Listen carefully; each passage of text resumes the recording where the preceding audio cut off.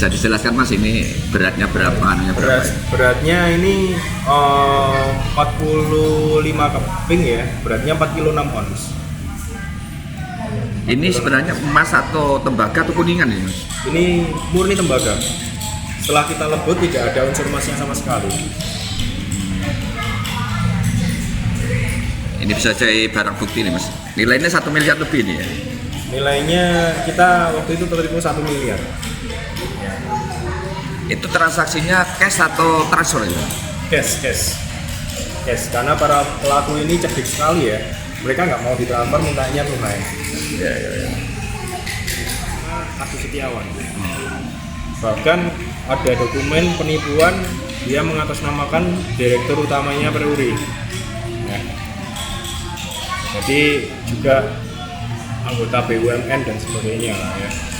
Jadi ya kalau penipu itu pasti banyak memasukkan nama, alamat ya seperti itu, dan buktinya ada di sini semua.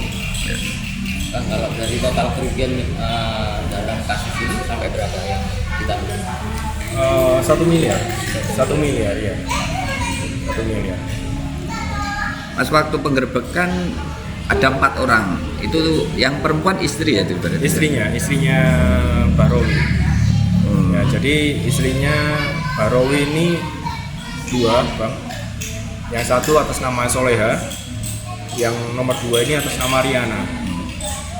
Jadi bukti transfer yang ada di HP ini atas nama Soleha dari istri tersangka utama Mbak Rowi atau Cakwi. Akhirnya para pelaku ini Mbak Rowi ini menawarkan emas lagi yang katanya emas itu dari Lombok ya, dan kita harus samperin ke Padang Bay, Bali, Pelabuhan Padang Bay, dan kita akhirnya meluncur ke sana Pak.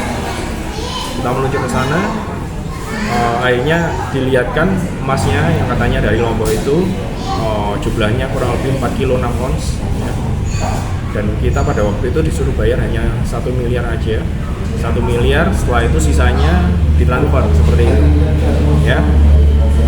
Itu kita waktu awal kita transaksi itu kita masih belum kasih uang ya. Pada waktu itu hari keduanya kita transaksi di hotel, tepatnya di hotel kalau nggak salah di daerah Kuta ya. Di sana ya kita kayak dihipnotis saja.